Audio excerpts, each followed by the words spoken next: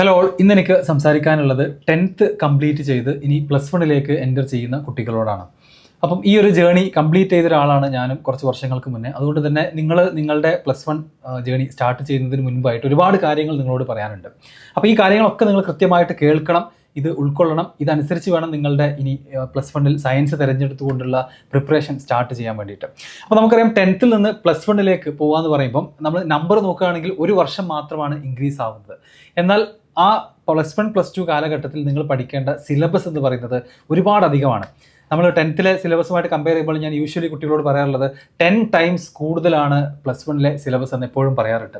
അപ്പം നമ്മൾ സയൻസ് എടുത്ത് പഠിക്കുന്ന ഒരു കുട്ടിക്ക് ഫിസിക്സ്, കെമിസ്ട്രി, മാത്തമാറ്റിക്സ്, അതുപോലെ തന്നെ മേ ബി ബയോളജി അല്ലെങ്കിൽ കമ്പ്യൂട്ടർ സയൻസ്, ഈ സബ്ജക്റ്റുകൾ നമ്മൾ 10th ഒരു സിംഗിൾ സബ്ജക്റ്റുമായിട്ട് ഒരിക്കലും നമുക്ക് കമ്പയർ ചെയ്യാനോ മറ്റൊന്നും കഴിയില്ല. അപ്പോൾ നിങ്ങൾ ഫേസ് ചെയ്യാൻ പോകുന്നത് അല്ലെങ്കിൽ നിങ്ങളെ കാത്തിരിക്കുന്നത് ഒരു വലിയൊരു ജമ്പ് തന്നെയാണ്. അതുകൊണ്ടാണ് യൂഷ്വലി നമ്മൾ 10th കഴിഞ്ഞിട്ടുള്ള കുട്ടികൾക്ക് ബ്രിഡ്ജ് കോഴ്സും മറ്റുമൊക്കെ കണ്ടക്ട് ചെയ്യാറുള്ളത്, 11th ഈ ഒരു ട്രാൻസിഷൻ അവർക്ക് എളുപ്പമാക്കി കൊടുക്കാൻ വേണ്ടിയിട്ട്. സോ ആദ്യം തന്നെ നമ്മളെല്ലാവരും അക്സെപ്റ്റ് ചെയ്യേണ്ട ഒരു ഫാക്റ്റ് അതാണ്, നമ്മൾ ലെവലപ്പ് ചെയ്യാൻ പോവുകയാണ്, അതും ഒരു വലിയൊരു ലെവലിലേക്കാണ് നമ്മൾ പോകുന്നത് എന്നുള്ളൊരു കാര്യം. അതുകൊണ്ട് തന്നെ +1 സ്റ്റാർട്ട് ചെയ്യുന്ന സമയത്ത് തന്നെ അല്ലെങ്കിൽ ആദ്യത്തെ ഒരു 2 ആഴ്ച, ഒരു മാസത്തിനുള്ളിൽ തന്നെ ഒരുപാട് കുട്ടികൾ വളരെയധികം സർപ്രൈസ്ഡ് ആവാറുണ്ട്. അതുപോലെ തന്നെ ആകെ ഒരു ഓവർവെൽമിങ് ഫീലിംഗ് ആണ് അവർക്ക് ഉണ്ടാവാറുള്ളത്. കാരണം അതുവരെ സ്കൂളിലൊക്കെ നല്ല മാർക്ക് കിട്ടി, സ്കൂളിൽ എപ്പോഴും ടോപ്പർ ആയിക്കൊണ്ടിരുന്ന കുട്ടികളടക്കം +1 +2 എക്സാമുകളുടെ, പ്രത്യേകിച്ച് നിങ്ങൾ എൻട്രൻസ് കോച്ചിങ് ഒക്കെ തിരഞ്ഞെടുക്കുന്നുണ്ടെങ്കിൽ, JEE NEET പോലുള്ള എക്സാമുകളൊക്കെ തിരഞ്ഞെടുക്കുന്നുണ്ടെങ്കിൽ, അല്ലെങ്കിൽ അതൊക്കെ മുന്നിൽ കണ്ടുകൊണ്ട് പ്രിപ്പയർ ചെയ്യുന്നുണ്ടെങ്കിൽ, സ്കൂളിലൊക്കെ ടോപ്പേഴ്സ് ആയിരുന്ന കുട്ടികൾ ഈ എൻട്രൻസ് കോച്ചിങ് സെൻറ്റേഴ്സിൽ എക്സാം നടത്തുന്ന സമയത്ത് അവിടെ റാങ്ക് ലിസ്റ്റിൽ താഴേക്ക് പോകുന്നതായിട്ട് തുടക്കത്തിൽ തന്നെ കാണാൻ പറ്റും. അപ്പോൾ ഇത് കുട്ടികൾക്കും അതുപോലെ തന്നെ പാരൻസിനും വളരെ ഷോക്കിംഗ് ആയിട്ടുള്ളൊരു കാര്യമായിരിക്കും. അപ്പോൾ എന്താണ് ഇതിൻ്റെ കാരണം? ഇതിൽ നിന്ന് നമ്മൾ എങ്ങനെയാണ് ഇമ്പ്രൂവ് ചെയ്യേണ്ടത്? എന്തായിരിക്കും 2 വർഷത്തെ നിങ്ങളുടെ ജേണി എന്നുള്ളൊരു ഓവറോൾ പ്ലാനാണ് ഞാൻ പറയാൻ പോകുന്നത്. ഇതിൽ ഓരോ സബ്ജക്റ്റ് വൈസ് ഇനി അങ്ങോട്ട് ഫിസിക്സ്, കെമിസ്ട്രി, മാത്തമാറ്റിക്സ്, ഈ 3 സബ്ജക്റ്റുകളും എങ്ങനെയായിരിക്കണം നിങ്ങൾ 2 വർഷം ഹാൻഡിൽ ചെയ്യേണ്ടത് എന്നുള്ള കാര്യം നമ്മുടെ ടീമിലുള്ള സബ്ജക്ട് എക്സ്പേർട്ടുകൾ നിങ്ങളോട് ഇനി വരുന്ന ദിവസങ്ങളിൽ സംസാരിക്കുന്നതാണ്. അപ്പോൾ ഇന്ന് എനിക്ക് പറയാൻ പോകുന്നത് നമ്മൾ ഓവറോൾ എന്താണ് ചെയ്യേണ്ടത് എന്നുള്ളതാണ്. അപ്പോൾ ആദ്യം തന്നെ നിങ്ങൾ ഇതിനു വേണ്ടി മൈൻഡ് പ്രിപ്പയർഡ് ആയിരിക്കണം, മെൻ്റലി നിങ്ങൾ റെഡി ആയിരിക്കണം. നമ്മുടെ മൈൻഡ് നമ്മൾ സെറ്റ് ആക്കണം. എന്ന് വെച്ചാൽ നമ്മൾ സ്റ്റാർട്ട് ചെയ്യുമ്പോൾ തന്നെ ഈ കാര്യങ്ങളൊക്കെ ഇത് വളരെ ഡിഫിക്കൽട്ട് ആയിരിക്കും എന്നുള്ളൊരു യാഥാർത്ഥ്യം നമ്മൾ നേരത്തെ തന്നെ മനസ്സിലാക്കണം. ഓക്കെ, കാരണം ഞാൻ ഈ പറയുന്നത് എൻ്റെ എക്സ്പീരിയൻസിലൂടെ കൂടിയാണ്. കാരണം ഞാൻ 10 വർഷങ്ങൾക്ക് മുന്നേ, 12 വർഷങ്ങൾക്ക് മുന്നേ ഇതുപോലെ തന്നെ 10th കംപ്ലീറ്റ് ചെയ്ത് +1 എൻ്റർ ചെയ്തിട്ടുള്ളൊരു സ്റ്റുഡൻ്റ് ആയിരുന്നു. അപ്പോൾ ഞാനും ഫേസ് ചെയ്തിട്ടുള്ള കാര്യങ്ങൾ തന്നെയാണത്. അപ്പോൾ നിങ്ങൾ ഇനി ഫേസ് ചെയ്യാൻ പോകുന്നത്, അല്ലെങ്കിൽ ഓൾറെഡി 11th സ്റ്റാർട്ട് ചെയ്ത കുട്ടികളാണെന്നുണ്ടെങ്കിൽ നിങ്ങൾ ഫേസ് ചെയ്തുകൊണ്ടിരിക്കുന്ന പ്രശ്നങ്ങൾ 10th കഴിഞ്ഞ് +1 സയൻസ് എടുത്തുകൊണ്ട് എൻ്റർ ചെയ്യുന്ന എല്ലാ കുട്ടികളും ഫേസ് ചെയ്യുന്നുള്ള കാര്യം തന്നെയാണ്. അപ്പോൾ അത് നമ്മൾ എങ്ങനെ സ്ട്രാറ്റജിക്കലി വളരെ സ്മാർട്ടായിട്ട് എങ്ങനെ അപ്രോച്ച് ചെയ്യണം, അതിൽ എങ്ങനെ ഇമ്പ്രൂവ്മെൻറ്റ്സ് കൊണ്ടുവരണം എന്നുള്ളതാണ് പറയാൻ ഉദ്ദേശിക്കുന്നത്. ആദ്യത്തെ ചാലഞ്ച് എന്ന് പറയുന്നത് വളരെ സൈക്കോളജിക്കൽ ആയിട്ടുള്ള ഒരു കാര്യം തന്നെയായിരിക്കും. കാരണം ഞാൻ നേരത്തെ പറഞ്ഞു, സ്കൂളിൽ ഇതുവരെ ടോപ്പേഴ്സാണ്, നല്ല മാർക്ക് കിട്ടി വന്ന കുട്ടികളാണ്, ഫുൾ A+ കിട്ടിയ കുട്ടികളായിരിക്കും. പക്ഷേ നമ്മൾ ഈ ഒരു +1 എൻ്റർ ചെയ്യുന്ന സമയത്ത് നമ്മൾ ഫീൽ ചെയ്യാൻ പോകുന്ന ഡിഫിക്കൽട്ടി ലെവലും അതുപോലെ തന്നെ എക്സാമിലെ റിസൾട്ടുകളൊക്കെ എൻറ്റയർലി ഡിഫറെൻ്റ് ആയിരിക്കും. അപ്പോൾ നമ്മൾ ഒരിക്കലും നമ്മളെ സൈക്കോളജിക്കലി നമ്മളാകെ ഡൗൺ ആവുന്ന ഒരുപാട് കുട്ടികളുണ്ട്. നമ്മളാകെ തളർന്നു പോകും, വിഷമം വരും, ഒരുപാട് സങ്കടം വരും. അത് മാത്രമല്ല, ഈ ഒരു കാര്യം, അതായത് പലപ്പോഴും നമ്മൾ അക്സെപ്റ്റ് ചെയ്യാൻ കഴിയില്ല. അതായത് നമുക്ക് ഈ ഒരു സബ്ജക്റ്റ് നമുക്ക് പഠിച്ചെടുക്കാൻ പറ്റാത്തത് കൊണ്ടാണ്, അല്ലെങ്കിൽ അത് ഡിഫിക്കൽട്ട് ആയതുകൊണ്ടാണ് എന്നുള്ളൊരു ഫാക്റ്റ് നമ്മൾ അംഗീകരിക്കാൻ തയ്യാറാവില്ല. അതാണ് സൈക്കോളജിക്കൽ ബാരിയർ കൊണ്ട് ഉദ്ദേശിച്ചത്. കുട്ടികൾ വിചാരിക്കും ഞാൻ ചിലപ്പം എന്താ പറയുക, നമുക്ക് അസുഖമായതുകൊണ്ടാണ്, അല്ലെങ്കിൽ ക്ലാസ് എടുക്കുന്ന ആൾ നന്നായിട്ട് പഠിപ്പിക്കുന്നില്ല, അല്ലെങ്കിൽ ആ കോച്ചിങ് ഇൻസ്റ്റിറ്റ്യൂട്ട് പോരാ എന്നുള്ള കാര്യങ്ങളിലേക്കാണ്, കൺക്ലൂഷനിലേക്കാണ് ആദ്യം തന്നെ കുട്ടികൾ എത്തുക. പക്ഷേ നമ്മൾ അക്സെപ്റ്റ് ചെയ്യേണ്ട ഒരു കാര്യം ഇതാണ്, ദിസ് ഇസ് വെരി ഡിഫിക്കൽട്ട്. ഈ +1 +2 സയൻസ് ആൻഡ് മാത്തമാറ്റിക്സ് സബ്ജക്റ്റുകൾ ഡിഫിക്കൽട്ടാണ്, നിങ്ങൾ ഇതുവരെ ഹാൻഡിൽ ചെയ്തതിൽ നിന്നും എൻറ്റയർലി ഡിഫറെൻ്റ് ആണ് എന്നുള്ളൊരു റിയലൈസേഷൻ നമുക്ക് തീർച്ചയായിട്ടും ഉണ്ടായിരിക്കണം. അത് ഡിഫിക്കൽട്ടാണെന്ന് നമ്മൾ മൈൻഡിൽ അക്സെപ്റ്റ് ചെയ്തേ പറ്റൂ. നമ്മൾ പഠിക്കാത്തത് കൊണ്ടോ, അല്ലെങ്കിൽ പഠിപ്പിച്ച ആൾ മോശമായതുകൊണ്ടോ, അതല്ലെങ്കിൽ മറ്റ് എക്സ്റ്റേണൽ റീസൺസ് കൊണ്ടോ ഒന്നുമല്ല, സബ്ജക്റ്റ് സിലബസ് എന്ന് പറയുന്നത് ഡിഫിക്കൽട്ട് തന്നെയാണ്. പ്രത്യേകിച്ച് JEE NEET പ്രിപ്പയർ ചെയ്യുന്ന കുട്ടികളോടാണ് ഞാൻ ഒന്നുകൂടെ സ്ട്രെസ് ചെയ്തുകൊണ്ട് പറയുന്നത്. അതുപോലെ തന്നെ എല്ലാ കുട്ടികളും കടന്നു പോകുന്നൊരു പ്രോസസ്സായിരിക്കും ഇത്. നിങ്ങളെപ്പോലെ തന്നെ നിങ്ങളുടെ ക്ലാസ്മേറ്റ്സ് ഒക്കെ കടന്നു പോകുന്നൊരു പ്രോസസ്സാണ് എന്നുള്ളത് കൃത്യമായിട്ട് തന്നെ നമ്മൾ മനസ്സിലാക്കണം. ആൻഡ് നിങ്ങളൊരു സ്റ്റുഡൻറ്റ് എന്നുള്ള നിലക്ക് നിങ്ങളുടെ ഒരു റീബർത്ത് ആയിരിക്കും. ഇതുവരെ നിങ്ങൾ പഠിച്ച കാര്യങ്ങളൊക്കെ നിങ്ങൾ എന്ത് ചെയ്യേണ്ടി വരും? അൺലേൺ ചെയ്യേണ്ടി വരും. നിങ്ങളുടെ ലേണിംഗ് സ്റ്റൈൽ നിങ്ങൾ കംപ്ലീറ്റ്ലി മാറ്റേണ്ടി വരും. അപ്പം ഓവറോൾ ആസ് എ സ്റ്റുഡൻറ്റ് നിങ്ങളുടെ ഒരു റീബർത്ത് തന്നെ ആയിരിക്കും. അതായത് ഇതുവരെ നിങ്ങൾ ടീച്ചേഴ്സ് പറയുന്ന കാര്യങ്ങൾ മാത്രം പഠിച്ച് കുറച്ചൊക്കെ വർക്ക് ചെയ്ത് കഴിഞ്ഞാൽ തന്നെ നല്ല റിസൾട്ട് കിട്ടുമായിരുന്നു. പക്ഷേ ഇനി അങ്ങോട്ട് ടീച്ചേഴ്സിൻ്റെ വർക്ക് കുറയുകയും നിങ്ങളുടെ സെൽഫ് ലേണിംഗ് എന്ന് പറയുന്ന ആ ഒരു പാർട്ട് ഒരുപാട് ഇൻക്രീസ് ചെയ്യാൻ പോവുകയാണ്. ആൻഡ് വേറൊരു ചാലഞ്ച് എന്ന് പറയുന്നത്, ഇതിൽ നിങ്ങൾ പഠിക്കാൻ പോകുന്ന +1 +2 ഈ സബ്ജക്റ്റുകളിലൊക്കെ പഠിക്കാൻ പോകുന്ന ടോപ്പിക്കുകൾ പലപ്പോഴും സീക്വൻഷ്യൽ ആയിരിക്കും. എന്ന് വെച്ചാൽ ഫിസിക്സിലൊക്കെ എക്സാമ്പിൾ എടുക്കുകയാണെന്നുണ്ടെങ്കിൽ ഫസ്റ്റ് ചാപ്റ്ററും സെക്കൻഡ് ചാപ്റ്റർ ഒക്കെ പഠിച്ച ഒരാൾക്കാണ് തേർഡും ഫോർത്തും ഒക്കെ പഠിക്കാൻ പറ്റുക. അപ്പോൾ ആദ്യത്തെ 4 ചാപ്റ്റർ പഠിക്കാത്ത ഒരാൾ ഒരിക്കലും 5th ഉം 6th ഉം അയാൾക്ക് ടച്ച് ചെയ്യാൻ പോലും കഴിയില്ല. നമ്മൾ 10th ചെയ്തിരുന്നത് അങ്ങനെയല്ല. ഇപ്പം 10th ഫസ്റ്റ് ടേം എക്സാം മോശമായി കഴിഞ്ഞാൽ നമ്മൾ എന്ത് ചെയ്യാറുണ്ട്, സെക്കൻഡ് ടേമിൻ്റെ ടോപ്പിക്സ് പഠിച്ചുകൊണ്ട് സെക്കൻഡ് ടേം എക്സാമിന് നന്നായിട്ട് സ്കോർ ചെയ്യാറുണ്ടായിരുന്നു. ഇവിടെ അത് പോസിബിൾ അല്ല.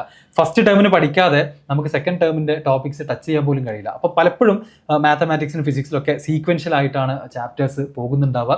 1 by 1 ആയിട്ട് മാത്രം സ്റ്റെപ്പ് ബൈ സ്റ്റെപ്പ് മാത്രമേ നമുക്കത് പഠിക്കാൻ കഴിയുള്ളൂ. അതുകൊണ്ട് തന്നെ ആദ്യത്തെ ഒരു 2 മാസം ഉഴപ്പിക്കഴിഞ്ഞാൽ പിന്നീട് അങ്ങോട്ടുള്ള യാത്ര വളരെ ബുദ്ധിമുട്ടായിരിക്കും. അപ്പോൾ നമുക്ക് ഒരു ചാപ്റ്റർ സ്കിപ്പ് ചെയ്തിട്ട് പോകാൻ കഴിയില്ല. 10th ചെയ്തതുപോലെ തന്നെ ഫസ്റ്റ് ചാപ്റ്റർ പോട്ടെ, അത് എനിക്കറിയില്ല, നമുക്ക് സെക്കൻഡും തേർഡും പഠിക്കാം എന്നുള്ളൊരു പോസിബിലിറ്റി ഇവിടെ ഇല്ല. ഈവൻ കെമിസ്ട്രിയിലടക്കം പല ചാപ്റ്റേഴ്സും ഇതുപോലെ തന്നെ സീക്വൻഷ്യൽ ആയിട്ടാണ് അറേഞ്ച് ചെയ്തിട്ടുള്ളത്. ആൻഡ് വേറൊരു കാര്യം നിങ്ങൾ ഫേസ് ചെയ്യാൻ പോകുന്നത് ഇന്റർ കണക്ഷൻ ബിറ്റ്വീൻ സബ്ജക്റ്റുകൾ അല്ലെങ്കിൽ ടോപ്പിക്കുകളാണ്. അതായത് നമ്മുടെ +1 ഇപ്പോൾ മാത്സ് എടുക്കുകയാണെങ്കിൽ തന്നെ ഒരു ക്വസ്റ്റ്യൻ ചെയ്യണമെന്നുണ്ടെങ്കിൽ 2 or 3 ചാപ്റ്ററിലെ നോളജ് വേണം. ഫിസിക്സിലേക്ക് വരികയാണെന്നുണ്ടെങ്കിൽ ഫിസിക്സിൽ നമുക്ക് ക്വസ്റ്റ്യൻസ് ചെയ്യണമെന്നുണ്ടെങ്കിൽ പഠിക്കണമെന്നുണ്ടെങ്കിൽ മാത്സിലെ നോളജ് വളരെ ഇമ്പോർട്ടൻ്റ് ആണ്. ഫിസിക്സിലെ ആദ്യത്തെ 1, 2, 3 ചാപ്റ്റേഴ്സ് ഒക്കെ പഠിച്ച് തുടങ്ങണമെന്നുണ്ടെങ്കിൽ തന്നെ മാത്തമാറ്റിക്സിലെ കാൽക്കുലസ് എന്ന് പറയുന്ന ഒരു ടോപ്പിക്കിനെ കുറിച്ച് അത്യാവശ്യം ധാരണ വേണം. ഡിഫറൻസിയേഷനും ഇൻ്റഗ്രേഷനും ഒക്കെ. പക്ഷേ മാത്സിൽ കാൽക്കുലസ് പഠിക്കുന്നത് എവിടെയാണ്? അത് ഒരുപാട് മാസങ്ങൾക്ക് ശേഷം അല്ലെങ്കിൽ സെക്കൻഡ് ഇയറിലാണ് നമ്മളത് പ്രോപ്പർലി പഠിച്ചെടുക്കുക. അപ്പോൾ ഇങ്ങനെ നമുക്ക് കംപ്ലീറ്റ്ലി അറിയാത്ത പല ടോപ്പിക്കുകളെ കുറിച്ചുള്ള ബേസിക് നോളജ് ഉണ്ടെങ്കിൽ മാത്രമാണ് കെമിസ്ട്രിയും ഫിസിക്സും ഒക്കെ നമുക്ക് സ്മൂത്ത് ആയിട്ട് കൊണ്ടുപോകാൻ കഴിയുള്ളൂ. അപ്പോൾ അത്തരത്തിലുള്ള ടൂൾസ് ഒക്കെ നമ്മൾ നേരത്തെ തന്നെ റെഡിയാക്കി വെക്കുക എന്നുള്ളതാണ്. അതിൽ മാത്തമാറ്റിക്സിൽ പറയുകയാണെന്നുണ്ടെങ്കിൽ കാൽക്കുലസ്, ഡിഫറൻസിയേഷൻ, ഇൻ്റഗ്രേഷൻ്റെ ബേസിക്സ്, ലിമിറ്റ്സ് പോലെയുള്ള ടോപ്പിക്കുകളുടെയൊക്കെ കോൺസെപ്റ്റുകൾ നേരത്തെ അറിഞ്ഞു കഴിഞ്ഞാൽ ഫിസിക്സ് ഒക്കെ ഈസിലി എന്ത് ചെയ്യാൻ പറ്റും, സ്റ്റാർട്ട് ചെയ്യാൻ പറ്റും. അപ്പം ഈവൻ ഫൈനൽ ക്വസ്റ്റ്യൻസ് അടക്കം ഇപ്പം ജെയ്ക്കൊക്കെ വരുന്ന പല ക്വസ്റ്റ്യൻസും ഇന്റർ കണക്റ്റഡ് ആണ്. +1 ടോപ്പിക്സും +2 ടോപ്പിക്സും ഒക്കെ കണക്റ്റഡ് ആണ്. അപ്പോൾ ഒരു ചാപ്റ്റർ മാത്രം പഠിച്ചതുകൊണ്ടോ അല്ലെങ്കിൽ 2 ചാപ്റ്റേഴ്സ് പഠിച്ചതുകൊണ്ടോ ഒന്നും നമുക്ക് എന്ത് ചെയ്യാൻ കഴിയില്ല, നല്ല സ്കോറിലേക്ക് എത്താൻ കഴിയില്ല, നല്ല റിസൾട്ട് പ്രൊഡ്യൂസ് ചെയ്യാൻ കഴിയില്ല. എല്ലാ ചാപ്റ്റേഴ്സിലും അത്യാവശ്യം നല്ല അറിവ് വേണം. ഇതാണ് അടുത്തൊരു കാര്യം. ഇനി ഒരു ടോപ്പിക്കിൽ തന്നെ വരികയാണെന്നുണ്ടെങ്കിൽ നമ്മൾ ഒരു ചാപ്റ്റർ അല്ല, ചാപ്റ്ററിൻ്റെ ഉള്ളിൽ ഒരു സബ് ടോപ്പിക്കിലേക്ക് വരികയാണെങ്കിൽ തന്നെ various level of understanding possible ആണ്. എന്ന് വെച്ചാൽ ആദ്യം നമ്മളൊരു കാര്യം ഒരു ഡെഫിനിഷൻ വൈസ് നമ്മൾ പഠിക്കാറുണ്ട്. 10th വരെയൊക്കെ പല കുട്ടികളും ഡെഫിനിഷൻസ് കാണാൻ പഠിക്കുന്ന ഒരു ഹാബിറ്റ് ഉണ്ടായിരുന്നു. അതൊരു ലെവൽ ഓഫ് ലേണിംഗ് ആണെന്ന് പറയാം. ഒരു കാര്യം എന്താണെന്ന് ചോദിച്ചാൽ അത് എക്സ്പ്ലെയിൻ ചെയ്യാൻ 2 സെൻറ്റൻസസ് ആയിട്ട് നമ്മൾ പഠിക്കുന്നു. എന്നാൽ അതിൻ്റെ ഉള്ളിലേക്ക് ഇറങ്ങിച്ചെന്ന് പല ലെവലിൽ നമുക്ക് എന്ത് ചെയ്യാൻ പറ്റും, ഒരു ടോപ്പിക്കിനെ കുറിച്ച് പഠിച്ച് മനസ്സിലാക്കാൻ പറ്റും. അതുകൊണ്ട് തന്നെ ഒറ്റ തവണ ഒരാൾക്കും ഒരു ചാപ്റ്റർ കംപ്ലീറ്റ് ചെയ്യാൻ കഴിയില്ല. ഒരു സിംഗിൾ സിറ്റിങ്ങിലോ അല്ലെങ്കിൽ ഒരു സിംഗിൾ ക്ലാസ് കൊണ്ടോ ഒന്നും ഒരു ചാപ്റ്റർ നമുക്ക് പഠിച്ചെടുക്കുക എന്നുള്ളത് പോസിബിൾ അല്ല. നമ്മൾ പഠിക്കുക, വീണ്ടും പഠിക്കുക, റീലേൺ ചെയ്യുക. അതുപോലെ തന്നെ ക്വസ്റ്റ്യൻസ് ആണെന്നുണ്ടെങ്കിൽ പ്രാക്ടീസ് ചെയ്ത് വീണ്ടും പ്രാക്ടീസ് ചെയ്യുക. അങ്ങനെ ഒരുപാട് തവണ ഒരു ചാപ്റ്ററിലേക്ക് നമ്മൾ തിരിച്ചു വരേണ്ടി വരും. ഇപ്പോൾ ഫിസിക്സിലെ motion in a straight line chapter നമ്മൾ എടുക്കുകയാണെന്നുണ്ടെങ്കിൽ ആദ്യം ടീച്ചറുടെ കൂടെ, നമ്മുടെ ഫാക്കൽറ്റിയുടെ കൂടെ നിങ്ങളത് പഠിക്കും, പിന്നെ എക്സാംസ് ഒക്കെ എഴുതും, പിന്നെ വീണ്ടും മൾട്ടിപ്പിൾ എക്സാംസ് വരുമ്പം ആ ചാപ്റ്ററിലേക്ക് റീവിസിറ്റ് ചെയ്തുകൊണ്ടേ ഇരിക്കുക. ഇങ്ങനെ മൾട്ടിപ്പിൾ ടൈംസ് ഓരോ കോൺസെപ്റ്റിലൂടെയും പഠിച്ചു പോകുമ്പോഴാണ് നിങ്ങൾ റിയലൈസ് ചെയ്യുക, ഞാൻ അന്ന് മനസ്സിലാക്കി വെച്ചിരുന്നത് തെറ്റായിരുന്നു, അല്ലെങ്കിൽ എൻ്റെ കോൺസെപ്റ്റിൽ ഒരുപാട് മിസ്റ്റേക്കുകൾ ഉണ്ട് എന്നുള്ളത് അപ്പോഴാണ് റിയലൈസ് ചെയ്യുക. അല്ലെങ്കിൽ നമ്മൾ ടച്ച് ചെയ്യാത്ത ഏരിയാസ് അപ്പോഴാണ് നമ്മൾ കവർ ചെയ്യുക. അതുപോലെ തന്നെ എക്സാംസിലൂടെയാണ് നമ്മൾ എന്ത് ചെയ്യുക, നമ്മുടെ മിസ്റ്റേക്സ് മനസ്സിലാക്കുക, നമുക്ക് മിസ്സായി പോയിട്ടുള്ള അല്ലെങ്കിൽ നമ്മൾ മറന്നു പോയിട്ടുള്ള ക്യാച്ച് ചെയ്യാത്ത കോൺസെപ്റ്റുകളൊക്കെ ക്ലിയർ ആവുന്നത് ഈ റീവിസിറ്റിങ്ങിലൂടെയാണ്. ഇങ്ങനെ ഒരു ചാപ്റ്റർ നമ്മൾ മൾട്ടിപ്പിൾ ടൈംസ് പഠിക്കുകയാണ്. റിവിഷനിലേക്ക് ഞാൻ എത്തിയിട്ടില്ല. മൾട്ടിപ്പിൾ ടൈംസ് നമ്മൾ പഠിച്ച് അതിൻ്റെ കോൺസെപ്റ്റുകളിലേക്ക് വളരെ ഡീപ്പായിട്ട് ഇറങ്ങി ചെന്നുകൊണ്ട് വേണം ഓരോ ചാപ്റ്റേഴ്സും നമ്മൾ കംപ്ലീറ്റ് ചെയ്യാൻ. അപ്പോൾ നിങ്ങൾ ഒരുപാട് കാര്യങ്ങൾ റീതിങ്ക് ചെയ്യേണ്ടി വരും. നിങ്ങളുടെ പല കോൺസെപ്ച്വൽ പോയിന്റ്സ് നിങ്ങൾ അലൈൻ ചെയ്യേണ്ടി വരും. ഇങ്ങനെ തുടങ്ങി ഒരുപാട് കാര്യങ്ങൾ നമ്മൾ ഒരു ചാപ്റ്ററിൽ തന്നെ നിങ്ങൾ ചെയ്യേണ്ടി വരും. ഇത് 2 വർഷം എടുക്കുന്ന ഒരു പ്രോസസ്സാണ് ഞാൻ ഈ പറഞ്ഞു വരുന്നത്. അങ്ങനെ ഞാൻ എപ്പോഴും കുട്ടികളോട് പറയാറുണ്ട്, ഏതൊരു ചാപ്റ്ററിലും നിങ്ങളൊരു JEE എക്സാം എഴുതാൻ ഫുള്ളി റെഡി ആവുന്നത് ആ എക്സാമിൻ്റെ തൊട്ട് മുൻപ് മാത്രമാണ്. JEE എക്സാം എഴുതാൻ നിങ്ങൾ ഫുള്ളി റെഡി ആവുന്നത് ആ എക്സാമിൻ്റെ തൊട്ട് മുന്നേ മാത്രമായിരിക്കും. നിങ്ങൾ ആദ്യം തന്നെ പഠിച്ച ഉടനെ തന്നെ JEEയുടെ പ്രീവിയസ് ഇയർ ക്വസ്റ്റ്യൻ എടുത്ത് നോക്കിക്കഴിഞ്ഞാൽ ഒന്നും ചെയ്യാൻ കിട്ടിക്കൊള്ളുന്നില്ല. പ്രത്യേകിച്ച് അഡ്വാൻസ്ഡ് എക്സാമിൻ്റെ ക്വസ്റ്റ്യൻസ് ഒന്നും നമുക്ക് ടച്ച് ചെയ്യാൻ പോലും കഴിയില്ല. കാരണം ആ 2 വർഷം കൊണ്ട് അക്യുമുലേറ്റ് ചെയ്യുന്ന നോളജും സ്കിൽസിൻ്റെയും എല്ലാം ഔട്ട്പുട്ടാണ് ആ ഫൈനൽ എക്സാം പേപ്പറിലുള്ള നമ്മുടെ പെർഫോമൻസ് എന്ന് പറയുന്നത്. ഇനി മറ്റൊരു കാര്യത്തിലേക്ക് വരികയാണെങ്കിൽ, ചില ടോപ്പിക്കുകളൊക്കെ വളരെ അബ്സ്ട്രാക്റ്റ് ആണ്. എന്ന് വെച്ചാൽ പ്രാക്ടിക്കലി ഒരുപാട് സിഗ്നിഫിക്കൻസും അല്ലെങ്കിൽ ഒരുപാട് നമുക്ക് റിലേറ്റ് ചെയ്യാൻ പറ്റുന്ന എക്സാമ്പിൾസ് ഒന്നും ഇല്ലാതെ വളരെ ഡ്രൈ ആയിട്ടുള്ള ഐഡിയാസ് മാത്രം പഠിപ്പിക്കുന്ന, തിയറി മാത്രം പഠിപ്പിക്കുന്ന ടോപ്പിക്കുകളായിരിക്കും പലതും. മാത്തമാറ്റിക്സ് പലതും അതാണ്. കെമിസ്ട്രിയിലടക്കം നമ്മൾ ഇനീഷ്യലി സ്റ്റാർട്ട് ചെയ്യുന്ന സ്ട്രക്ചർ ഓഫ് ആറ്റത്തിലൊക്കെ ഓർബിറ്റൽസ് എന്നൊക്കെ പറഞ്ഞിട്ട് വളരെ ഡീറ്റെയിൽഡ് ആയിട്ട് നമ്മൾ ആറ്റത്തിൻ്റെ അകത്തേക്ക് പോവുകയാണ്. അതൊന്നും നമുക്ക് ചുറ്റും നോക്കിക്കഴിഞ്ഞാൽ കാണാൻ പറ്റുന്ന കാര്യങ്ങളല്ല. അതുകൊണ്ട് തന്നെ പലതും അബ്സ്ട്രാക്റ്റ് ആയിട്ടുള്ള ടോപ്പിക്കുകളാണ്. അത് നമ്മൾ എന്ത് ചെയ്യണം, വളരെ സീരിയസ് ആയിട്ട് തന്നെ അതിന് ആ ഒരു സീരിയസ്നെസ്സും റെസ്പെക്റ്റും കൊടുത്തുകൊണ്ട് ആ ടോപ്പിക്സ് പഠിക്കണം. യൂഷ്വലി എല്ലാ കുട്ടികൾക്കും ചുറ്റുമുള്ള എക്സാമ്പിൾസ് ഒക്കെ കണ്ടുകൊണ്ട് അല്ലെങ്കിൽ റിലേറ്റ് ചെയ്തിട്ട് പഠിക്കാനാണ് ഇഷ്ടം. അതാണ് ഏറ്റവും എളുപ്പം, ഏറ്റവും ബെസ്റ്റ് മെത്തേഡും അതാണ്. പക്ഷേ മാത്സിലും ഫിസിക്സിലും ഒക്കെ എന്താണ്, ഫിസിക്സിലൊക്കെ നമുക്ക് ഒരുപാട് റിലേറ്റ് ചെയ്യാൻ പറ്റും. പക്ഷേ കെമിസ്ട്രിയിലും മാത്തമാറ്റിക്സിലൊക്കെ ഇതുപോലത്തെ അബ്സ്ട്രാക്റ്റ് ആയിട്ടുള്ള ഒരുപാട് ടോപ്പിക്കുകൾ വരുന്നുണ്ട്. അത് നമുക്ക് ആ രീതിയിൽ തന്നെ ഹാൻഡിൽ ചെയ്യണം. ആൻഡ് അടുത്ത് വളരെ ഇമ്പോർട്ടൻ്റ് ആയിട്ട് പറയാനുള്ളത്, ടീച്ചേഴ്സ് എന്നുള്ളത് 10th വരെ ഉണ്ടായതുപോലെ നിങ്ങൾ ഈച്ച് ആൻഡ് എവറി കാര്യങ്ങൾ പഠിപ്പിച്ച് നിങ്ങൾക്ക് A+ കിട്ടുന്നത് വരെ നിങ്ങളുടെ കൂടെ നിൽക്കുന്ന ഒരു പോസിബിലിറ്റി ഇതിലില്ല. അതൊരിക്കലും പോസിബിൾ അല്ല. കാരണം അത്രയും വലുതാണ് സബ്ജക്റ്റ് എന്ന് പറയുന്നത്. ടീച്ചേഴ്സ് ഇവിടെ ഗൈഡുകളായിരിക്കും. ഓരോ ചാപ്റ്ററിലൂടെയും അതിൽ ഏറ്റവും ഇമ്പോർട്ടൻ്റ് ആയിട്ടുള്ള കാര്യങ്ങളിലൂടെയും കോൺസെപ്റ്റുകളിലൂടെയൊക്കെ നിങ്ങളെ ഗൈഡ് ചെയ്യുന്ന ഒരാളായിട്ടായിരിക്കും ടീച്ചർ ആക്ട് ചെയ്യുക. അത് എവിടെ ചെന്നാലും അങ്ങനെ തന്നെയാണ്. ബാക്കിയൊരു ലോഡ് ഓഫ് വർക്ക് അല്ലെങ്കിൽ മെജോറിറ്റി ഓഫ് വർക്കും കുട്ടികളുടെ സെൽഫ് ലേണിങ്ങിലൂടെയാണ് അവർ നേടിയെടുക്കാൻ പോകുന്നത്. ഞാനൊക്കെ അങ്ങനെ തന്നെ ചെയ്ത ഒരാളാണ്. അപ്പോൾ എപ്പോഴും ഞാൻ കുട്ടികളോട് പറയുന്നത് 30-70 റേഷ്യോയിലായിരിക്കും നിങ്ങളുടെ ലേണിംഗ് കംപ്ലീറ്റ് ആവുക. 30% മാത്രമാണ് ടീച്ചേഴ്സിന് നിങ്ങൾക്ക് തരാൻ കഴിയുക. അതുപോലെ തന്നെ ഇൻസ്റ്റിറ്റ്യൂട്ടിന് നിങ്ങൾക്ക് തരാൻ കഴിയുന്നതൊക്കെ 30% മാത്രമാണ്. ബാക്കി 70% നിങ്ങളുടെ റിസൾട്ടിൻ്റെ ക്രെഡിറ്റ് എന്ന് പറയുന്നത് നിങ്ങൾക്കാണ്. നിങ്ങളുടെ ഹാർഡ് വർക്കിനും കൺസിസ്റ്റൻ്റ് ആയിട്ടുള്ള എഫേർട്ടിനും തന്നെയാണ് ഇത് ഉണ്ടായിരിക്കുക. ഓക്കെ. ആൻഡ് ഇനി മറ്റൊരു ഇൻട്രസ്റ്റിംഗ് കാര്യം എന്താണെന്ന് വെച്ച് കഴിഞ്ഞാൽ, ഇനി പല ദിവസങ്ങളിലും പല ടോപ്പിക്കിലും ഇനി അങ്ങോട്ട് നിങ്ങൾ ചിലപ്പം ഒരൊറ്റ പാരഗ്രാഫ് മനസ്സിലാക്കാൻ ഒരുപാട് സമയം ഇരിക്കേണ്ടി വരും. എന്ന് വെച്ചാൽ നമ്മൾ സ്റ്റക്കായി പോകും. ഇവിടുന്ന് മുന്നോട്ട് പോകാൻ പറ്റാത്തൊരവസ്ഥയിൽ ഒരു ക്വസ്റ്റ്യനിൽ നമ്മൾ സ്റ്റക്കായി പോകും, ഒരു പാരഗ്രാഫിൽ ഒരു ലൈനിൽ നമ്മൾ സ്റ്റക്കായി പോകും. ആ കോൺസെപ്റ്റുവൽ ക്ലാരിറ്റി കിട്ടുന്നത് വരെ അത് പഠിക്കുക എന്നുള്ളത് തന്നെയാണ് അതിൻ്റെ വഴി. ഓക്കെ, ഇതിൽ എളുപ്പ വഴികളൊന്നുമില്ല, മാജിക്കുകളൊന്നുമില്ല. കൺസിസ്റ്റൻ്റ് ആയിട്ട് വളരെ സ്മാർട്ടായിട്ട് ടൈം മാനേജ് ചെയ്തുകൊണ്ട് പഠിക്കുക എന്നുള്ളത് തന്നെയാണ്. ഒരു ദിവസം ആവേശം കൂടിയതുകൊണ്ടോ അല്ലെങ്കിൽ ഒരു മോട്ടിവേഷണൽ ടോക്ക് കണ്ടിട്ട് നമ്മൾ ഒരാഴ്ച പഠിച്ചതുകൊണ്ടോ ഒന്നും കാര്യമില്ല. 2 years ഒരു ഡേ പോലും മിസ് ചെയ്യാതെ കൺസിസ്റ്റൻ്റ് ആയിട്ട് എഫേർട്ട് ഇടുന്ന ആളുകൾക്കാണ് ഫൈനലി നമ്മൾ നല്ല റിസൾട്ടിലേക്ക് എത്താൻ പറ്റുക. അപ്പോൾ കുട്ടികളുടെ ഒരു സെൽഫ് ലേണിംഗ് തന്നെയാണ് ഇതിൽ ഏറ്റവും ഇമ്പോർട്ടൻ്റ് ആയിട്ടുള്ള കാര്യം. അതിന് നിങ്ങൾ എത്ര സമയം കൊടുക്കുന്നോ അത്രയും ഇമ്പ്രൂവ് നിങ്ങൾക്ക് ചെയ്യാൻ വേണ്ടി കഴിയും. അപ്പം ടീച്ചേഴ്സ് ഇല്ലാതെ, ലെക്ചർ ഇല്ല, ടീച്ചേഴ്സ് ഇല്ല, വീഡിയോസ് ഇല്ല, ലാപ്ടോപ്പില്ല, ഒന്നുമില്ലാതെ നമ്മുടെ ഒരു ബുക്കും നിങ്ങളും മാത്രം ഇരുന്നു കൊണ്ട് നിങ്ങൾ ആലോചിക്കുകയാണ് എന്താണ് റിലേറ്റീവ് വെലോസിറ്റി, അല്ലെങ്കിൽ എങ്ങനെ നമുക്ക് ഈ പറയുന്ന പ്രൊജക്റ്റൈൽ മോഷൻ്റെ ക്വസ്റ്റ്യൻസ് എങ്ങനെ ചെയ്യാം, അല്ലെങ്കിൽ അതിലെ റേഞ്ചിൻ്റെ ഇക്വേഷൻ എന്തുകൊണ്ട് ഇങ്ങനെ വന്നു എന്നുള്ള കാര്യങ്ങളൊക്കെ നിങ്ങൾ മാത്രം ഇരുന്നിട്ട് എന്ത് ചെയ്യേണ്ടി വരും. നിങ്ങളും പേപ്പറും പെന്നും മാത്രം ഇരുന്ന് ആലോചിക്കുന്ന ഒരുപാട് അവസരങ്ങൾ നിങ്ങളുടെ മുന്നിലുണ്ടായിരിക്കും. അതുപോലെ തന്നെ ഞാൻ നേരത്തെ പറഞ്ഞ പോലെ തന്നെ ഓരോ ടോപ്പിക്കിനും ഓരോ ക്വസ്റ്റ്യനും നിങ്ങൾ എന്ത് ചെയ്യേണ്ടി വരും, പലപ്പോഴും സമയം ചെലവഴിക്കേണ്ടി വരും.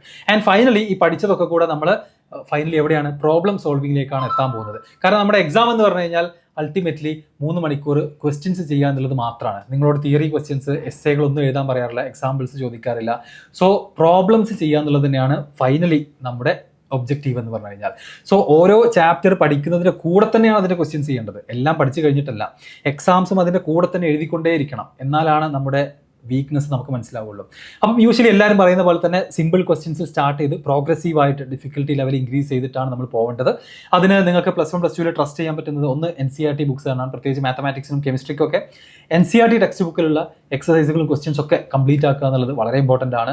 അങ്ങനെ കേരള എഞ്ചിനീയറിംഗ് എൻട്രൻസ് ലെവലുള്ള ക്വസ്റ്റ്യൻസിലേക്ക് കടന്ന് അതിൻ്റെ മുകളിലേക്കുള്ള JEE മെയിൻ പോലുള്ള JEE അഡ്വാൻസ് ലെവൽ ക്വസ്റ്റ്യൻസിലേക്കൊക്കെ പതുക്കെ പ്രോഗ്രസീവായിട്ടാണ് പോകേണ്ടത്. ഒറ്റയടിക്ക് വലിയ വലിയ ക്വസ്റ്റ്യൻസിലേക്ക് നമ്മൾ പോകാനേ പാടില്ല. അത് ചെയ്യാൻ പറ്റാതെ നമ്മൾ ഡിസപ്പോയിൻറ്റഡ് ആകും. ആൻഡ് വേറൊരു കാര്യം നിങ്ങൾ മനസ്സിലാക്കേണ്ടത്, നമ്മൾ എത്ര പ്രാക്ടീസ് ചെയ്താലും എത്ര പഠിച്ചാലും 100% മാർക്ക് കിട്ടുക എന്നുള്ളത് റെയറായിട്ട് മാത്രം സംഭവിക്കുന്ന ഒരു കാര്യമാണ് JEE പോലുള്ള എക്സാമിൽ. അതുകൊണ്ട് തന്നെ എത്ര പഠിച്ചാലും ഈവൺ ആഫ്റ്റർ 2 years നമുക്ക് ചെയ്യാൻ പറ്റാത്ത ക്വസ്റ്റ്യൻസ് ഉണ്ടായിരിക്കും. നമുക്ക് ചെയ്യാൻ പറ്റാത്ത ക്വസ്റ്റ്യൻസ് എന്തായാലും എല്ലാ ബുക്കുകളിലും എല്ലാ എക്സാംസിലും ഉണ്ടായിരിക്കും. അതൊരു ഫാക്റ്റായിട്ട് നമ്മൾ അക്സെപ്റ്റ് ചെയ്തേ പറ്റൂ. അതുകൊണ്ട് തന്നെ നിങ്ങൾക്ക് ഇത്രയും കാലം 100% കിട്ടി, ഇവിടെ കിട്ടുന്നില്ല, ഇവിടെ കിട്ടുന്നത് 50% ആണ് എന്ന് വിചാരിച്ച് നിങ്ങൾ ഒരിക്കലും ടെൻഷൻ അടിക്കാൻ പാടില്ല. ഇത് കണ്ടിന്യൂസ്ലി ഇമ്പ്രൂവ് ചെയ്യുന്നൊരു പ്രോസസ്സ് തന്നെയാണ്. അപ്പോൾ അത് നമ്മൾ ഒരു സൈഡിൽ നിങ്ങൾ കോൺസെപ്റ്റ് ബിൽഡ് ചെയ്തുകൊണ്ട് പോകുന്നുണ്ടാവും, മറ്റൊരു സൈഡിൽ പ്രോബ്ലം സോൾവിങ് എബിലിറ്റി ഇമ്പ്രൂവ് ചെയ്യുന്നുണ്ടാവും. രണ്ടും പാരലി നടക്കേണ്ട കാര്യം തന്നെയാണ്. ഇതിൻ്റെ കൂടെ തന്നെ എക്സാംസ് നമ്മൾ കൊണ്ടുപോയിക്കൊണ്ടേ ഇരിക്കണം. ഓക്കെ. ആൻഡ് ഈ പ്രോബ്ലം സോൾവിങ്ങിലേക്ക് ആഡ് ചെയ്യാനുള്ള ഒരു കാര്യം എന്താണെന്ന് വെച്ച് കഴിഞ്ഞാൽ, പ്രോബ്ലം സോൾവിങ് പല കുട്ടികൾ പറയും എനിക്ക് ക്വസ്റ്റ്യൻസ് എടുത്തിട്ട് ചെയ്യാൻ കിട്ടുന്നില്ല എന്നുള്ളത്. അപ്പോൾ ക്വസ്റ്റ്യൻസ് എടുത്ത് നിങ്ങളും ആ ഒരു ക്വസ്റ്റ്യൻ മാത്രം നിങ്ങളുടെ എല്ലാ ഐഡിയാസും യൂസ് ചെയ്ത് ആ ഒരു പെയിൻ ഓഫ് പ്രോബ്ലം സോൾവിങ് ഉണ്ട്. നമ്മൾ ക്വസ്റ്റ്യൻ ചെയ്യുന്ന സമയത്ത് കിട്ടാതെ സ്ട്രഗിൾ ചെയ്യുന്ന ഒരു ഫേസ് ഉണ്ട്. എത്ര അപ്ലൈ ചെയ്തിട്ടും ക്വസ്റ്റ്യൻ കിട്ടുന്നില്ല, അല്ലെങ്കിൽ കാൽക്കുലേഷൻ തെറ്റുന്നു. ആ ഒരു പെയിനിലൂടെ കടന്നു പോയിട്ട് തന്നെ വേണം നിങ്ങൾ എന്ത് ചെയ്യാൻ, ക്വസ്റ്റ്യൻ സോൾവിങ്ങിൽ അല്ലെങ്കിൽ പ്രോബ്ലം സോൾവിങ്ങിലെ ആ ഒരു നാക്ക് കണ്ടെത്താൻ വേണ്ടിയിട്ട്. ഓക്കെ, അതിന് ഏറ്റവും ബെസ്റ്റ് എക്സാംസ് തന്നെയാണ്. കാരണം എക്സാംസിൽ ആ ഒരു 30 മിനിറ്റ് അല്ലെങ്കിൽ 1 മണിക്കൂറിൻ്റെ എക്സാം ആണെന്നുണ്ടെങ്കിൽ ആ സമയത്തുള്ള നമ്മുടെ മൈൻഡ് സെറ്റ് എന്ന് പറഞ്ഞു കഴിഞ്ഞാൽ എങ്ങനെയെങ്കിലും ആൻസർ കണ്ടുപിടിക്കുക എന്നുള്ളതാണ്. അതിനുവേണ്ടി നമ്മൾ ആ ഒരു അരമണിക്കൂറിൽ ചെയ്യുന്ന കാര്യങ്ങളാണ്. അവിടെയാണ് നമ്മൾ പല ഇൻറ്റ്യൂഷൻസും പല മെത്തേഡുകളും, നമുക്ക് ഇതുവരെ അറിയാത്ത പല മെത്തേഡുകളടക്കം നമ്മൾ ഡെവലപ്പ് ചെയ്യുന്നത് ഈ ഒരു എക്സാം ഹാളിലായിരിക്കും. അതുകൊണ്ട് എക്സാം നന്നായിട്ട് തന്നെ പ്രാക്ടീസ് ചെയ്യുക. സൊല്യൂഷൻസ്, ഞാൻ പറയുന്നത് ക്വസ്റ്റ്യൻസ് നിങ്ങൾ ചെയ്യുന്ന സമയത്ത് സൊല്യൂഷൻസ് നോക്കാതെ, ക്ലാസ് നോക്കാതെ, ആൻസർ കീ നോക്കാതെ ആ ക്വസ്റ്റ്യനിലേക്ക് തന്നെ നോക്കി നിങ്ങൾക്ക് ചെയ്യാൻ പറ്റുന്ന മാക്സിമം നിങ്ങൾ ചെയ്യുക. അതൊരു സ്ട്രഗിൾ തന്നെയാണ്. അങ്ങനെ ആ സ്ട്രഗിൾ കടന്നിട്ട് നമ്മൾ ഫൈനലി ഇംപ്രൂവ് ചെയ്തുകൊണ്ട് ക്വസ്റ്റ്യൻസിൻ്റെ ആൻസറുകളെല്ലാം കിട്ടാൻ തുടങ്ങുമ്പം നമുക്കൊരു ത്രില്ലാണ്, ഒരു ഹാപ്പിനെസ് ആണ്. ഈ MCQ സോൾവിങ് എന്ന് പറഞ്ഞു കഴിഞ്ഞാൽ ഒരു പോയിന്റ് കഴിഞ്ഞാൽ നിങ്ങൾക്കൊരു അഡിക്ഷൻ ആയിട്ട് മാറും. എല്ലാ ദിവസവും നിങ്ങൾക്ക് ക്വസ്റ്റ്യൻ ചെയ്യാൻ തോന്നും, എല്ലാ സബ്ജക്റ്റിലും നന്നായിട്ട് ക്വസ്റ്റ്യൻസ് ചെയ്യാൻ തോന്നും. അപ്പോൾ ആദ്യത്തെ ആ ഒരു സ്ട്രഗിളിങ് ഫേസ് നിങ്ങൾ തീർച്ചയായിട്ടും എന്ത് ചെയ്യണം, അത് പ്രോപ്പറായിട്ട് തന്നെ ഹാൻഡിൽ ചെയ്യണം. നമ്മൾ ഗിവപ്പ് ചെയ്തിട്ട് ഇട്ടിട്ട് പോകാൻ പാടില്ല. ഡെഫിനറ്റ്ലി എന്ത് ചെയ്യും, ഇംപ്രൂവ് ചെയ്യും എന്നുള്ള കാര്യത്തിൽ ഉറപ്പാണ്. ഓക്കെ, ആൻഡ് ഫൈനലി ഞാൻ കൺക്ലൂഡ് ചെയ്യുകയാണെന്നുണ്ടെങ്കിൽ ഈ ഒരു 2 വർഷം കഴിഞ്ഞിട്ട് +2ൻ്റെ കൂടെ തന്നെ JEE നീറ്റ് പോലുള്ള എക്സാംസിലൊക്കെ സക്സസ്ഫുൾ ആവാൻ നിങ്ങൾ സ്വപ്നം കാണുന്നുണ്ടെങ്കിൽ, ആഗ്രഹമുണ്ടെങ്കിൽ, നിങ്ങൾ എത്രയും നേരത്തെ സ്റ്റാർട്ട് ചെയ്യുക എന്നുള്ളത് തന്നെയാണ് അതിനുള്ള സൊല്യൂഷൻ. ഒട്ടും വൈകിക്കാതെ തന്നെ +1 സിലബസുകൾ പഠിച്ചു തുടങ്ങുക. 2 വർഷം കൊണ്ട് ആണ് ഈ +2ൻ്റെ കൂടെയാണ് നീറ്റ് ആയാലും JEE ആയാലും ഏറ്റവും കൂടുതൽ കുട്ടികൾ, പ്രത്യേകിച്ച് JEEയിലൊക്കെ റിസൾട്ട് പ്രൊഡ്യൂസ് ചെയ്യുന്നത് +2ൻ്റെ കൂടെ തന്നെയാണ്. അപ്പോൾ അത് തന്നെയാണ് ഏറ്റവും ബെസ്റ്റ് ഓപ്പർച്യൂണിറ്റിയും എന്നുള്ള കാര്യം നിങ്ങൾ പ്രത്യേകം മനസ്സിലാക്കണം. ആൻഡ് ഇതിൽ വിജയിക്കുന്നവർ ആരാണെന്ന് ചോദിച്ചു കഴിഞ്ഞാൽ ജീനിയസുകളായിട്ടുള്ള ഔട്ട്സ്റ്റാൻഡിംഗ് ആയിട്ടുള്ള ആളുകൾ മാത്രമല്ല, അതൊക്കെ എക്സെപ്ഷൻസ് ആണ്. ഇത് bulk of the successful admissions അല്ലെങ്കിൽ സക്സസ്ഫുൾ ആയിട്ട് എൻട്രൻസ് കംപ്ലീറ്റ് ചെയ്യുന്ന കുട്ടികളിൽ ബൾക്ക് ഓഫ് ദി ആളുകൾ എന്ന് പറയുന്നത്, അല്ലെങ്കിൽ മെജോറിറ്റി ഓഫ് ആളുകളും കൺസിസ്റ്റൻ്റ് ആയിട്ട് 2 വർഷം എഫേർട്ട് ഇട്ട ആളുകളാണ്. ഓക്കെ, അപ്പോൾ നിങ്ങൾ ഇനീഷ്യലി എല്ലാവരും മെൻ്റലി പ്രിപ്പയർഡ് ആയിരിക്കണം.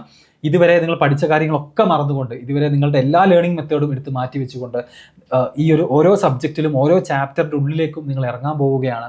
അവിടെ ഒരുപാട് ബുദ്ധിമുട്ടുകൾ നിങ്ങൾ കാത്തിരിക്കുന്നുണ്ട്. അത് എക്സാം റിസൾട്ടിൽ മാത്രമല്ല, ക്വസ്റ്റ്യൻസിൽ മാത്രമല്ല, പല രീതിയിലുള്ള ബുദ്ധിമുട്ടുകളും നിങ്ങൾക്ക് ഉണ്ടായിരിക്കും. അതൊക്കെ എല്ലാ കുട്ടികൾക്കുമുണ്ട്. എല്ലാവരും ഈ ഫേസിലൂടെ കടന്നു പോയതാണ്. ഞാനും ഈ ഫേസിലൂടെ തന്നെ കടന്നു പോയിട്ട് IIT മദ്രാസിലാണ് ഞാൻ പഠിച്ചത്. അപ്പം അത് പോസിബിളാണ്. പക്ഷേ 2 വർഷത്തെ കൺസിസ്റ്റൻറ്റ് എഫേർട്ട് നിർബന്ധമായിട്ടും വേണം. ഈ കാര്യങ്ങളൊക്കെ മനസ്സിൽ വെച്ചിട്ട് വേണം നിങ്ങൾ എന്ത് ചെയ്യാൻ, നിങ്ങൾ നിങ്ങളുടെ +1 ജേണി സ്റ്റാർട്ട് ചെയ്യാൻ. അപ്പോൾ 10th കഴിഞ്ഞ് JEE +2ൻ്റെ കൂടെ തന്നെ ക്രാക്ക് ചെയ്യണമെന്ന് ആഗ്രഹിക്കുന്ന കുട്ടികൾക്ക് വേണ്ടിയിട്ട് ടാർഗറ്റ് JEE 2026 ബാച്ച് XNY ലേണിംഗും യൂണിവേഴ്സൽ ഇൻസ്റ്റിറ്റ്യൂട്ടും സ്റ്റാർട്ട് ചെയ്തിട്ടുണ്ട്. ഏപ്രിൽ 22-ന് ഞങ്ങളുടെ ക്ലാസ്സുകൾ തുടങ്ങി. ഓൾറെഡി 1, 2, 3 ചാപ്റ്റേഴ്സ് ഒക്കെ കംപ്ലീറ്റ് ചെയ്ത് കഴിഞ്ഞു. സോ ആ ഒരു കുട്ടികളുടെ കൂടെ നിങ്ങൾക്കും ജോയിൻ ചെയ്യാൻ താല്പര്യമുണ്ടെങ്കിൽ ഡിസ്ക്രിപ്ഷനിൽ കാണുന്ന നമ്പറിലും വിളിക്കുക. അതുപോലെ തന്നെ ലിങ്കിലൊക്കെ ഡീറ്റെയിൽസ് കൃത്യമായിട്ട് അന്വേഷിച്ച് വേഗം തന്നെ ജോയിൻ ചെയ്യുക. കാരണം നമ്മൾ ഇനി അങ്ങോട്ട് ബാച്ചുകളൊന്നും സ്റ്റാർട്ട് ചെയ്യുന്നില്ല. കാരണം ഇത് 3-4 മാസം കഴിഞ്ഞിട്ട് സ്റ്റാർട്ട് ചെയ്തിട്ട് നേടാൻ പറ്റുന്നൊരു എക്സാം അല്ല. അത് എത്രയും നേരത്തെ സ്റ്റാർട്ട് ചെയ്യാൻ പറ്റുന്നു അത്രയും നേരത്തെ തന്നെ പ്രിപ്പറേഷൻ തുടങ്ങേണ്ടതാണ്. ഓക്കെ, സോ ഇനി ഉള്ള 3 വീഡിയോസ് എന്ന് പറഞ്ഞു കഴിഞ്ഞാൽ നമ്മുടെ ഫിസിക്സ്, മാത്തമാറ്റിക്സ്, കെമിസ്ട്രി, ഈ 3 സബ്ജക്റ്റ് വൈസ് എങ്ങനെയാണ് നിങ്ങൾ പ്രിപ്പയർ ചെയ്യേണ്ടത്, എന്തെല്ലാം കാര്യങ്ങൾ ശ്രദ്ധിക്കണം, പ്രീ റിക്വസിറ്റ് ആയിട്ട് നിങ്ങളുടെ കയ്യിൽ എന്തൊക്കെ വേണം എന്നുള്ള കാര്യങ്ങളൊക്കെ നമ്മുടെ ഓരോ സബ്ജക്റ്റിൻ്റെയും എക്സ്പേർട്ടുകളായിട്ടുള്ള ടീച്ചേഴ്സ് നിങ്ങൾക്ക് അഡ്വൈസ് തരും. അതെല്ലാം കാണുക. ആൻഡ് ഈ ഒരു വീഡിയോ 10th കംപ്ലീറ്റ് ചെയ്തിട്ടുള്ള സയൻസ് തിരഞ്ഞെടുക്കാൻ പോകുന്ന കോമ്പറ്റേറ്റീവ് എക്സാംസ് ഒക്കെ സ്വപ്നം കാണുന്ന നിങ്ങളുടെ എല്ലാ ഫ്രണ്ട്സിനും ഷെയർ ചെയ്ത് കൊടുക്കണം, പാരൻസിനും ഷെയർ ചെയ്ത് കൊടുക്കണം എന്ന് പറഞ്ഞുകൊണ്ട് ഞാൻ സ്റ്റോപ്പ് ചെയ്യുകയാണ്. ഇനി എന്തെങ്കിലും സംശയങ്ങളോ മറ്റോ ഉണ്ടെങ്കിൽ നിങ്ങൾക്ക് തീർച്ചയായിട്ടും നമ്മുടെ കമൻറ്റ് ബോക്സിൽ ചോദിക്കാവുന്നതാണ്. താങ്ക്